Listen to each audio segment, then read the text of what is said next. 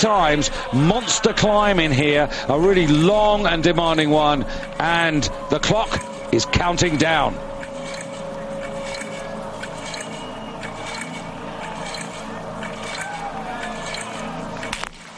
And away they go, and watch for Hjelmeset in the red suit for Norway, but a really good stride there by Mats Larsson for Sweden, gets them really quickly into the lead. Mats Larsson, who's had less than 24 hours to recover since he finished 6th in the classic relay won by the Russian Vasily Rutschev. But right behind him there is Hjelmeset of Norway. And Inge, already with the man in red, and that is Hjelmeset of Norway.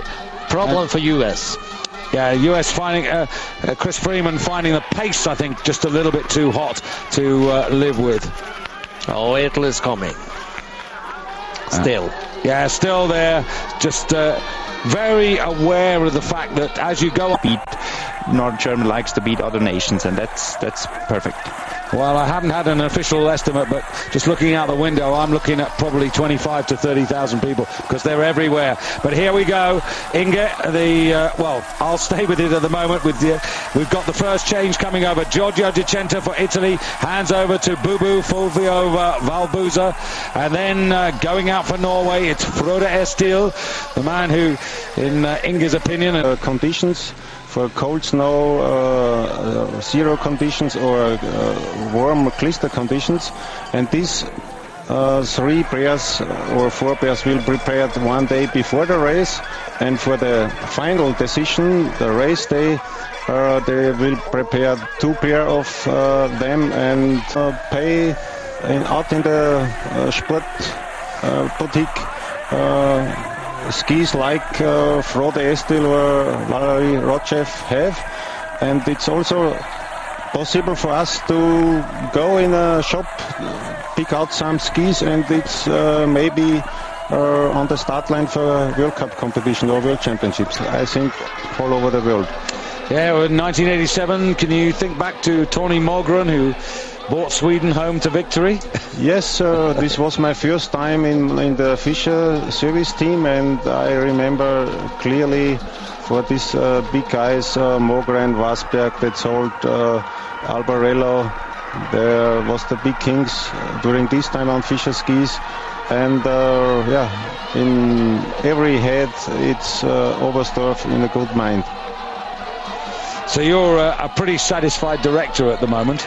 Yes, so we are really satisfied with our athletes, with the results from the athletes, and Indeed, for Norway. And on the far side there, look at the sprinting speed there of Frode Estil, just wanting to get there first to hand over to the very accomplished Norwegian biathlete Lars Berger, who narrowly missed a medal in the opening 15-kilometer race. And it'll be Rutschev handing over to Yevgeny Dementiev for Russia. And these two have got a great margin here, and they need to keep that, and if they can, extend it, because at the moment these are the two countries who are racing for gold and silver. And look at the way that Lars Berger goes out. Now we have to say, Inge, he's noted for fast starts. He was a little bit more conservative in his individual run when he started the first race of the championship. And look here, they had the organizer had didn't go the right way here for the exchange, David. Now, technically, could that be a problem? Not for the races, but only for the organization, because they had no other way to go. And in picture now for Italy, waiting, or in fact to take over now. It'll be Fulvio Valbuza, who's not had the greatest run, and he's going to hand over though to world champion Pietro Pilacotra, 15-kilometer free, and a great catch up by France there. Also Vincent Vitos finding pace towards the end of his race to hand over on the first skate leg to Emmanuel Jonier. And for Germany now it's to anchor leg, and for France you've got Alexandre Rousselet. In fact, it's Jonier who's skiing at the moment. And for Italy, well, this could be a strong card. Although he wasn't selected for the sprint competition, Zorro. on the anchor leg. Yeah, a little bit surprised. Soirzy, not the best form this year for Christian Soirzy. Kick has been a very good man for Italy this year, but they want a sprint, I think, the Italy, and Soirzy is one of the best sprinters we have in the world. He certainly is. Christian Soirzy, just to remind you, Olympic bronze sprint medalist, and he got a silver back in 2002. Maybe he hasn't got quite the race pace, but he's still somebody to respect if it comes down to that. And the gap now, you can see between the front two is... They are still faster. Yeah, Bolshakov, he had a very good race. He was 12th, but he wasn't as quick as Hofstad.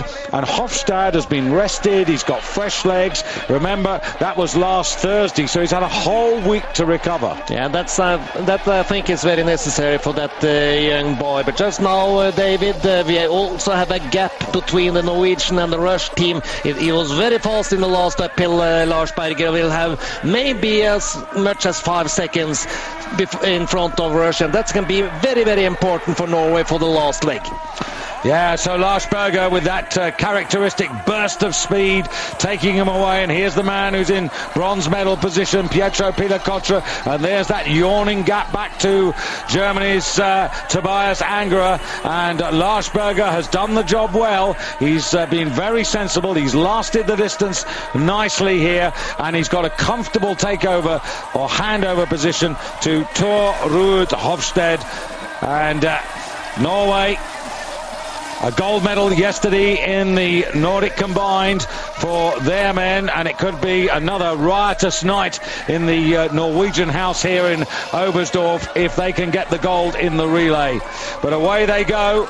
The exchange shows 2.7 seconds of deficit that Bolshakov has got to make up. And what I think Bolshakov has got to do here, Inge, is to try and close this gap quickly and then sit on the tail of the Norwegian. And therefore also Hofstad should do a very fast speed out from the start here, so that the Rush have to use maybe a little bit too much strength in the first kilometer.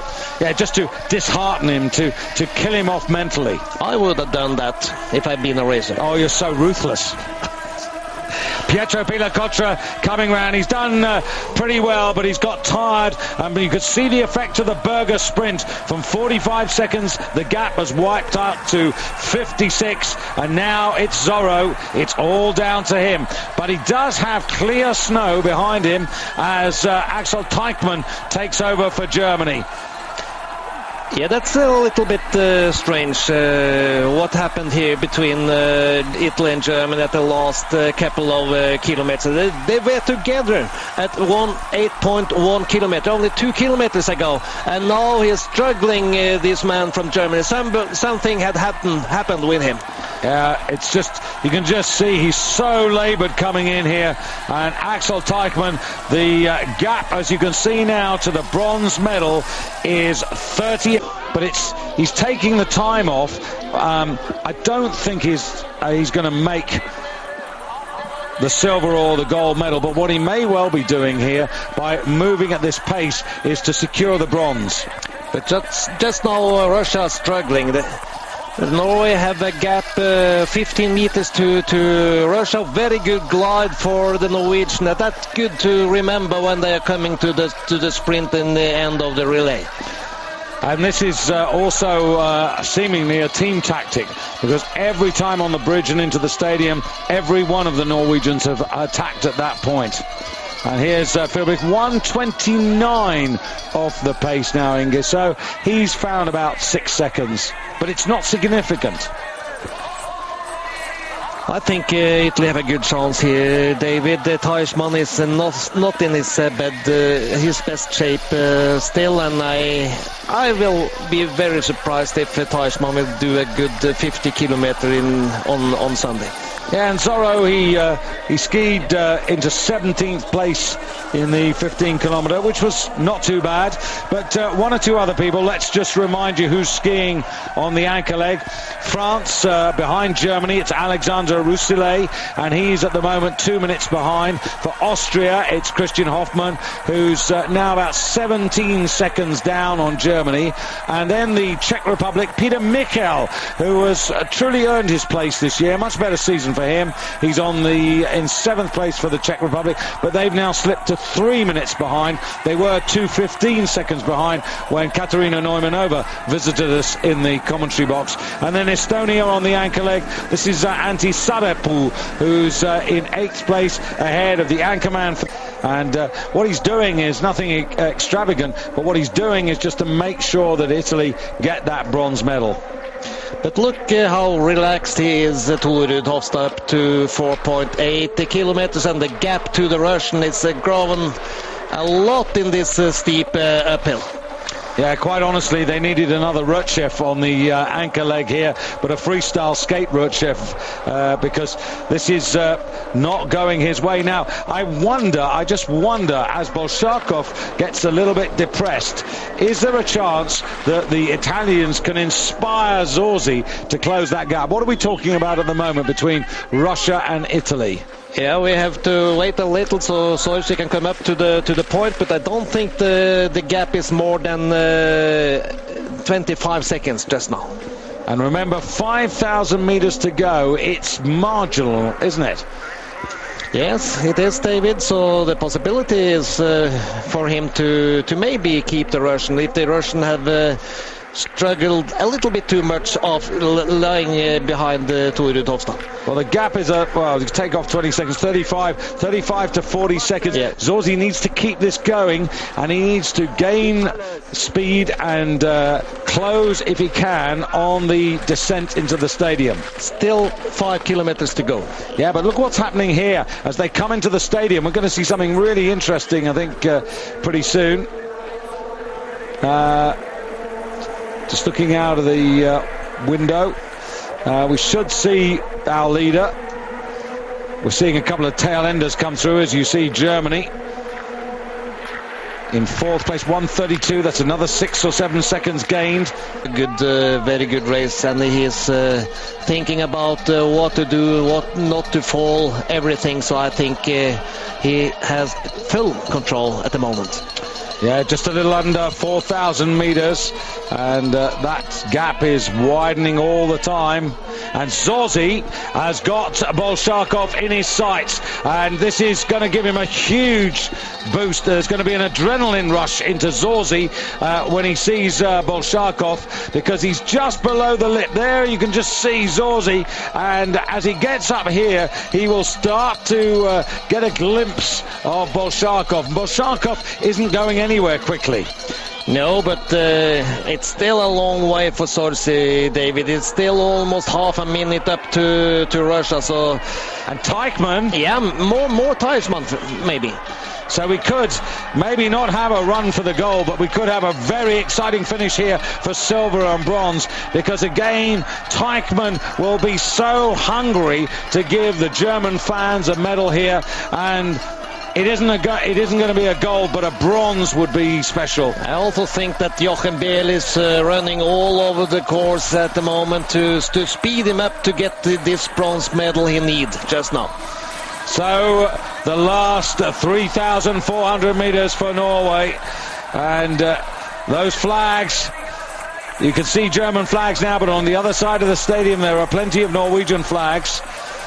And 1 hour 30 minutes on this very, very tough track as Teichmann goes through 1:27. So there you can see 28 seconds between Russia and Italy, and then Germany have still got it all to do. Yeah, you know, it was 40 seconds when they had the third exchange, so Teichmann not that much faster than Soro. But we've seen on these trails all through the week, Inge, 1 or 2 racers who look good and then a moment later look as if they've had every piece of energy drained out of them. Now, I hope that doesn't happen to any of them, but if it does happen to Bolshakov or Zorzi, then Teichmann has a chance to close up. And Zorzi now has got the gap to 26 seconds, 25 seconds, 25 seconds to find in 3,400 meters. You sense as he goes out on the climb, as you see Teichmann coming round the turn for the final time. that Zorzi is going to need Bolshakov trying to close up. Inevitably, what the sprint speed is getting blunted from Zorzi. And this course is also like this, that you can't set up the speed with more than a couple of more strengths, you can say. If you are doing a little too much, your legs can be stiff immediately. So you have to go, what shall we say, steadily all the time. Now Teichmann looking a little better. This is better. More like it was before Christmas. He's raised the tempo. He's got Zorzi in his sights. He's got to use Zorzi to chase. And Zorzi, he actually can occasionally see. It's not more than 10-12 seconds behind those two. Let's look at the split, the gap between Norway and Russia. Yeah, there's Bolshakov. Zorzi's got him in his sights. He can see him, but this must be absolutely tantalizing, because here comes Zorzi up here, and the next climb is going to be absolutely crucial. It was 26 seconds, and it's now only 15 seconds for Italy up to Russia. But how much is he taking out of himself? And here comes Teichmann. And Teichmann, 11 seconds. Yeah, this is going to be a really interesting finish, because it's all down to Bolshakov if he can. Good day, and did a good work the year before. And also, this is a little bit of a different team, because Jens Arne Svartedal actually skied the opening leg for Norway in the last World Cup team event, but of course he's sidelined and wasn't able to go in the sprint. But if you look at the record since 1992, when Italy won in 92 and 93, but in recent times Norway have gone back to a really dominant position. Sorry, did I say 92 and 93? I hope you didn't say it, David. No, 92 and 93 was 91. Only Austria and Italy have interrupted. And here goes Zorzi, right up there with Teichmann going past him. Medal for Germany, David. It is, but Zorzi now has got to try and stick on the tails of Teichmann and use his sprint speed, but I think he's used too much energy. And Teichmann will now be thinking, can I catch Bolshakov? And where is Bolshakov? We haven't seen him for a long time.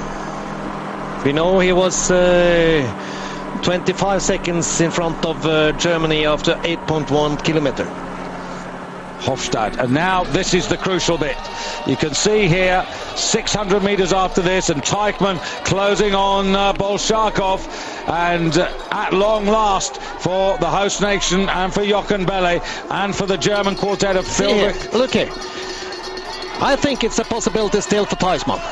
It is, and Zorzi, if he can go, you never know, Bolshakov can run into trouble. What Zorzi's got to do is he's got to keep this going, because Bolshakov is weakening all the time. And Italy no chance, David. Maybe Teichmann can keep the Russian, but they are soon up the last hill. And Teichmann, yeah, Zorzi, you can just see now the form is falling apart at the back there, and Bolshakov desperate to get to the top of the hill, to get the first run down, to get the first run, but the man who's got the first run and he's trying to slalom. Look at the Norwegian. Yeah, he's so sure that he already 300 meters from the finish line tried to get a flag. I tell you what, Sandal's not going to be pleased with that, because it's so easy to fall, but it is Thor Rudhofstad who now but there is the flag, David. Yeah, but that was a much more sensible place to take it. Over the bridge like that was silly.